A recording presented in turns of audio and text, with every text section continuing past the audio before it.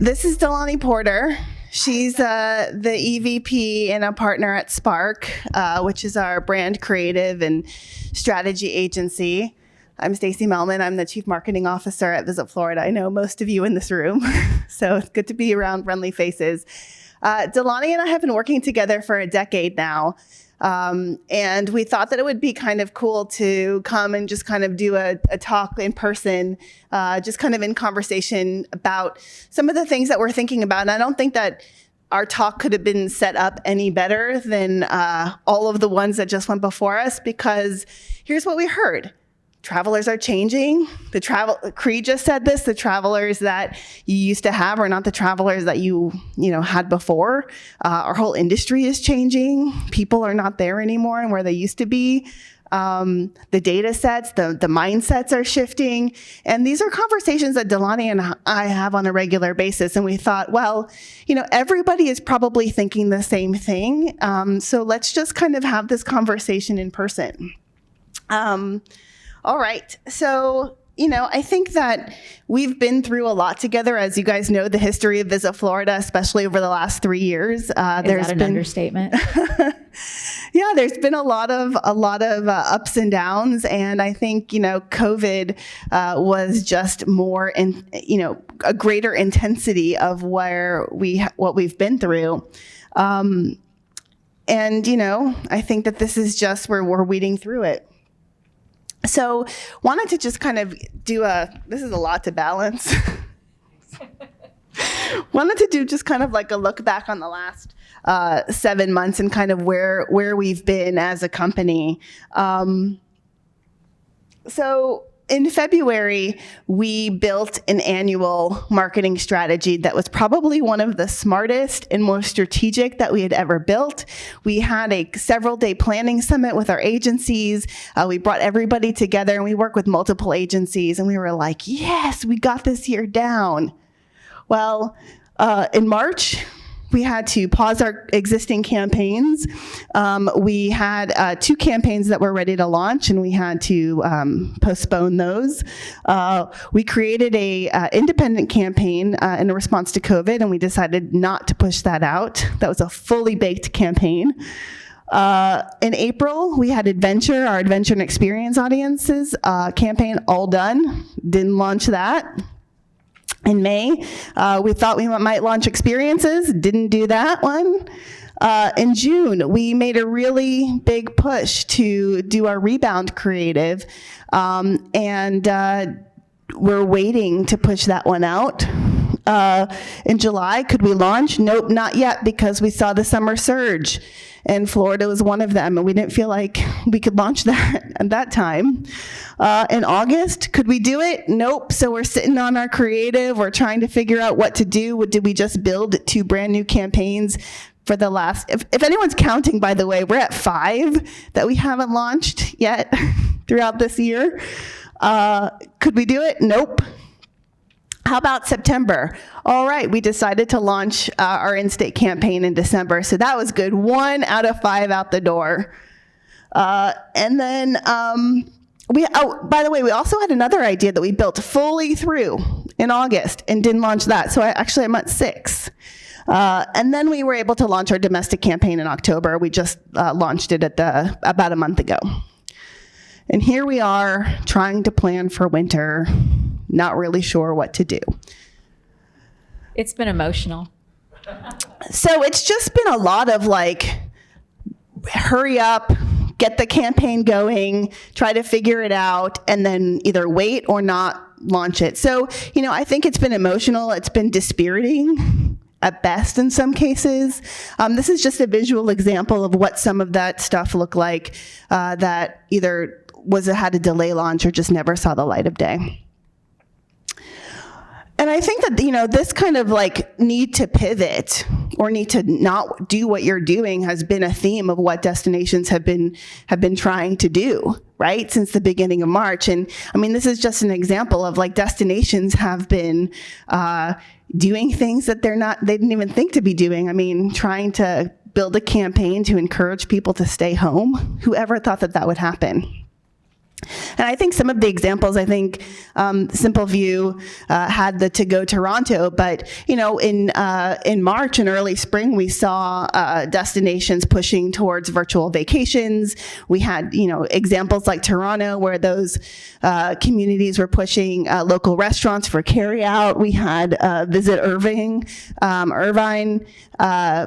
Decided to work with the local hoteliers to promote vacant hotel rooms for open office and workspaces. Cleveland decided to get creative and build cartoons and coloring books for kids. I think Holland leaned in to promote the resilience of their entrepreneurs. And then you even had destinations like Estonia and I think Fort Worth that built campaigns telling people to hashtag stay the fuck home. So, one of the things that Delani and I talk about a lot is, what are those experiences like? What have our experiences been like in trying to plan for those pivots? And it's really, this is going to be the future of what destination marketing looks like. So how do we get our teams ready? How do we set our teams up for that sense of, ability and flexibility to pivot? Because it's exhausting. And when I showed you that last 8 months, we were on sprint after sprint after sprint, and that is just gonna lead to burnout. So we have to change our approach to be able to be ready to do something like this at any moment, because the uncertainty is the most certain thing for COVID. So, I think if I hear the word unprecedented one more time, it'll be too soon. I'm sure we all feel that way. But one of the things that Stacey and I often talk about is, despite the exhaustion and the constant pivots from the last 7 months, it would be a real shame to not walk away with some pretty considerable learnings that we should really hold on to after this. Because this year it's COVID. It combined with hurricanes, who knows what the next environmental disaster might be. There's always going to be something else, but there's a lot that we really learned along the way. And I think, some of the things that made this process so complicated is because we're always thinking about what it used to be like, and we're trying to get back there instead of just embracing the situation for what it is and dealing with what is in front of us with a very, very open mind and throwing our truths, sort of out the window, our beliefs about how we should handle situations and the way that we've always done it sort of out the window. So I would say that's probably the biggest silver lining of this entire process is some of the learnings that we've really gained along the way. And I think learnings about what we're capable of more than anything. So there's two really, really important things, and one is certainly not more important than the other. They're both equally important. One is tool sets, and the next is mindsets. So tool sets, we've had some amazing partners come up and speak about incredible tools that are really, really important and will become even more important as we learn that every single day is going to look a little bit different than the day before. So just before I get into, some of the tool sets that were really valuable in our process over the last 7 to 8 months, keep in mind, this is not a guide. If there was a paint by numbers guide, then we wouldn't even have to be sitting up here. We'd be sitting pretty. This is just really a lot of what was very meaningful to us in how we manage the pivots and then also figured out what we should be planning to anticipate for the future. So the first is research, and Visit Florida has an incredible team of researchers. Our team is a good number of statisticians and researchers. But the most amazing part about what happened during COVID is how generous the industry was in sharing information. Whether it's other destinations, whether it's research partners, they were absolutely generous in providing all of this information that we could all throw into a pile, throw information and insights on the wall, and really determine what's the most meaningful pieces and the most actionable pieces for us to really consider. And the one piece that I would say is don't be afraid to ask for information, because I think when we're all facing a crisis, everyone's there to really kind of help you out. And I think that generosity was something that was pretty meaningful for all of us. Planning, yes, we had a very beautiful annual plan that went directly into the garbage can as soon as all of this stuff happened. And so getting used to walking away from things, no matter how beautiful they are, is really something that's very, very important. Feel free to throw away all your plans, blow them all up, because every scenario calls for something a little bit more custom. The other piece that was incredibly important was just the depth of collaboration that is required to manage and pivot. I remember the very first idea that we really had that we were fully executing after COVID was a thing. We were just a couple of weeks into everybody working from home. We spent every single weekend together on Zooms and FaceTimes talking about ideas for the first month. And that just became a normal thing. I spent more time, despite the fact that I was in my home with my family, I spent more time with Stacy than I did with them. And that just requires a sense of, this is something that we all have to be equally committed to. And that really comes across. And so surrounding yourself with a team that's really committed to the work is incredibly important.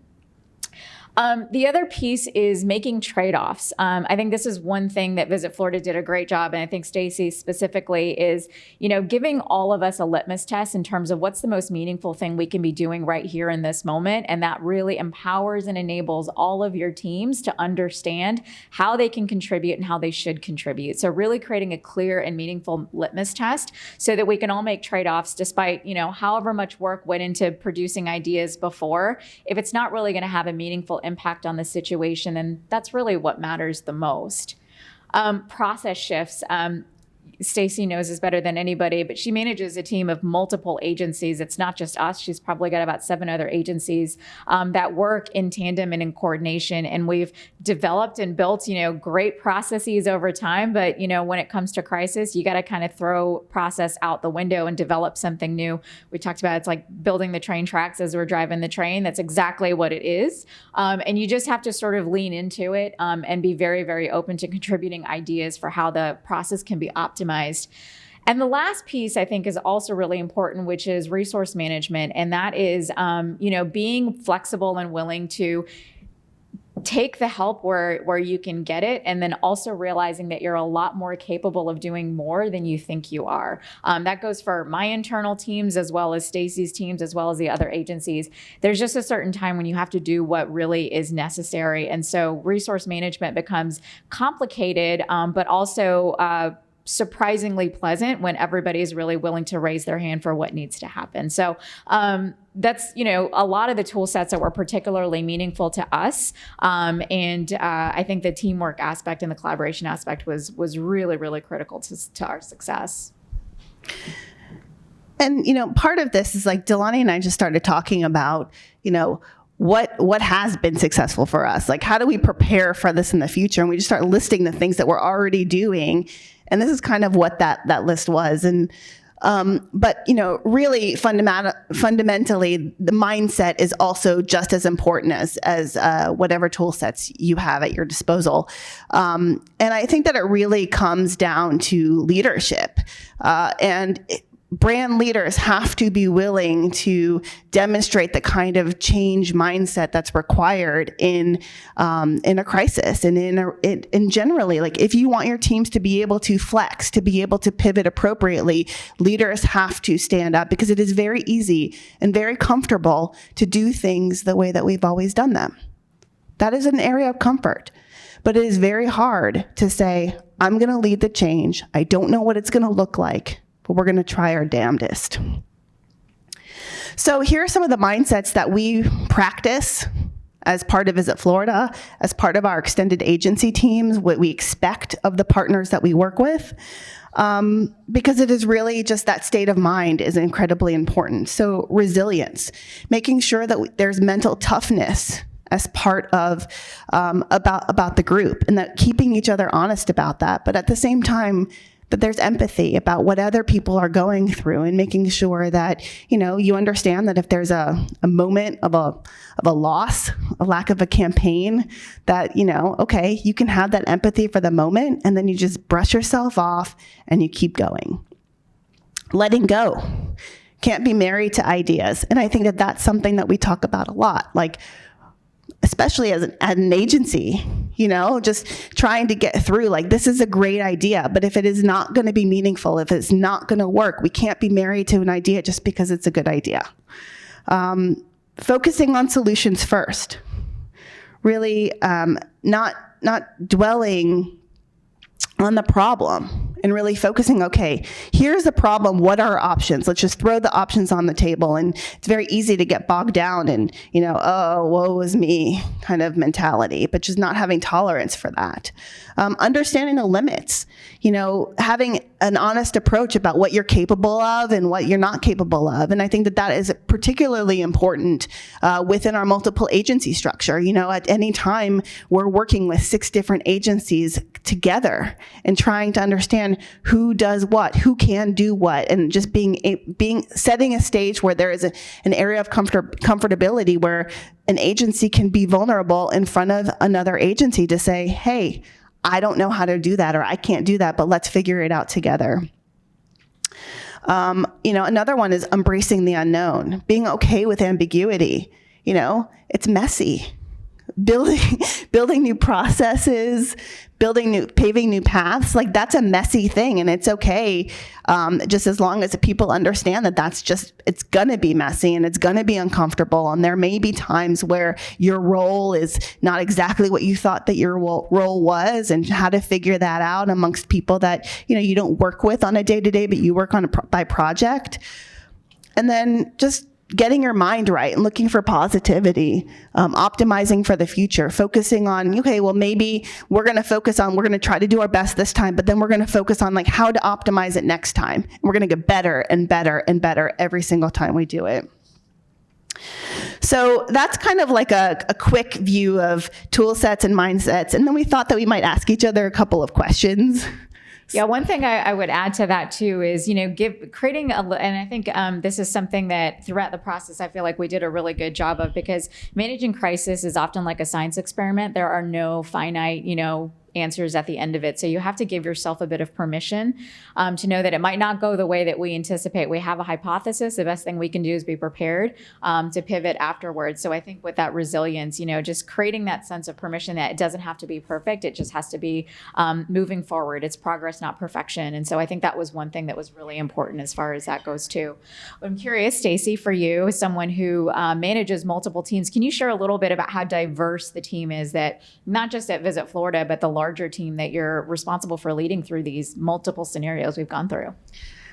Yeah, so as I mentioned, we work with multiple agencies. I would say probably 6 or 7. So we have a digital media agency, we have a creative and strategy agency, we have a social media agency, search/content agency, niche audiences, African American, domestic Hispanic or Latinx, and probably a PR agency. So, we're talking about across the board that really requires multiple integrated campaign. And by the way, I wanted to say that there's a running joke at Visit Florida, because we built this agency structure a couple of years ago, and then now we're trying to, figure out how to pivot with this, large agency structure. And there's a running joke that we are always rebuilding the process.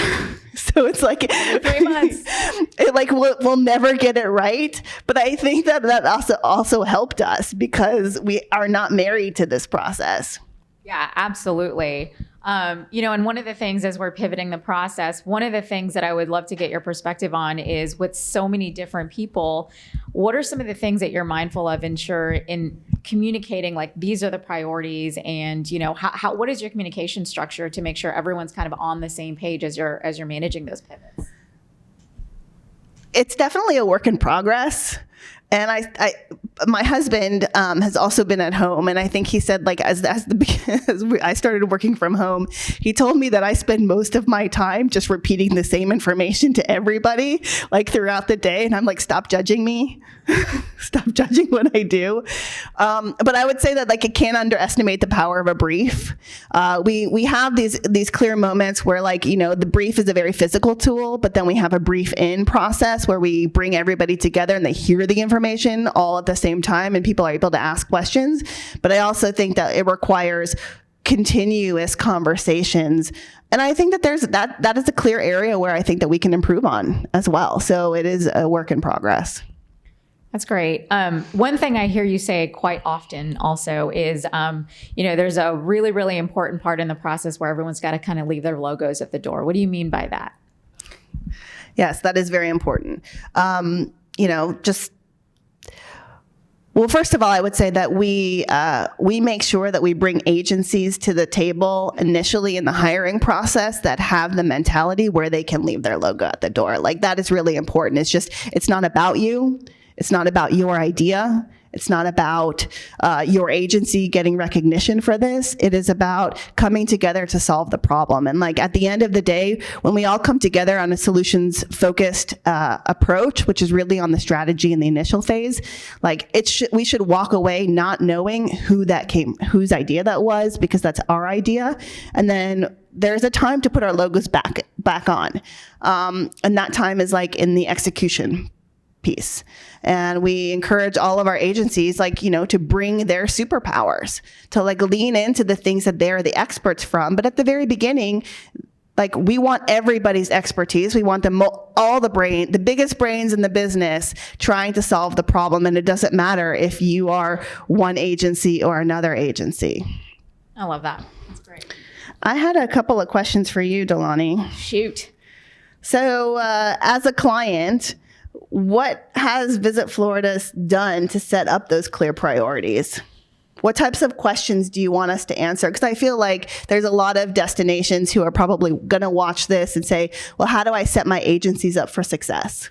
Yeah, I think one of the most helpful pieces in the process, because, we all had to sort of transition away from getting used to doing what was on the schedule, what we always typically do during a particular time frame. And so I think in terms of the trade-off discussion, you did a really good job of basically communicating this is the most important problem that we need to solve. So being very, very clear about the problems that we do need to be focused on, and then also what we have permission to walk away from. So, being very, very clear about the trade-offs that we need to make in the moment, and that continued process of communication. I mean, there were multiple times throughout when we had to sort of let all the teams know we weren't going to be executing an idea. And you could have just sent that through in an email, but you made it a point to really have face-to-face time with everybody and have a real relationship with the teams. And I think that goes a really long way, because when it comes to the next challenge, we got our packs on, we're ready to go.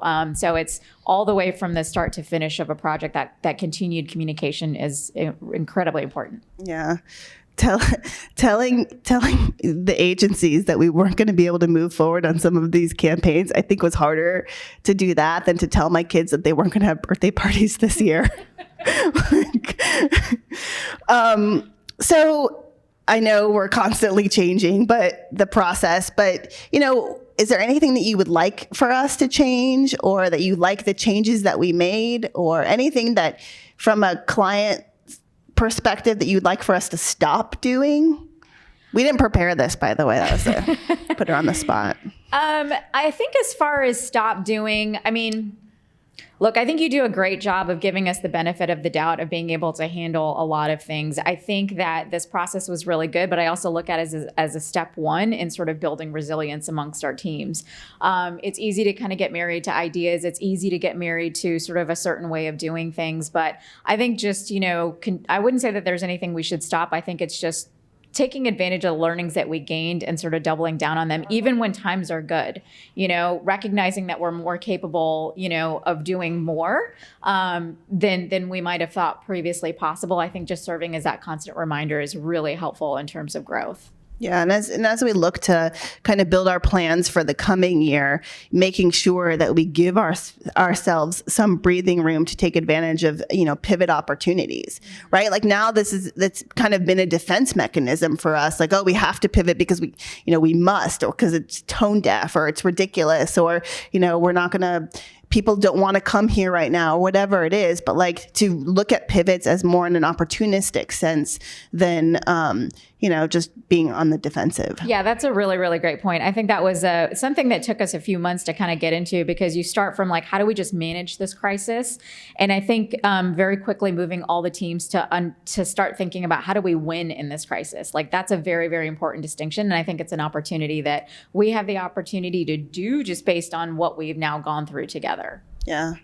So one more question from me, and then I think we'll answer a shared one. So multiple agencies, what are you doing on your side kind of behind the curtain that enables your team to operate in that kind of messy situation?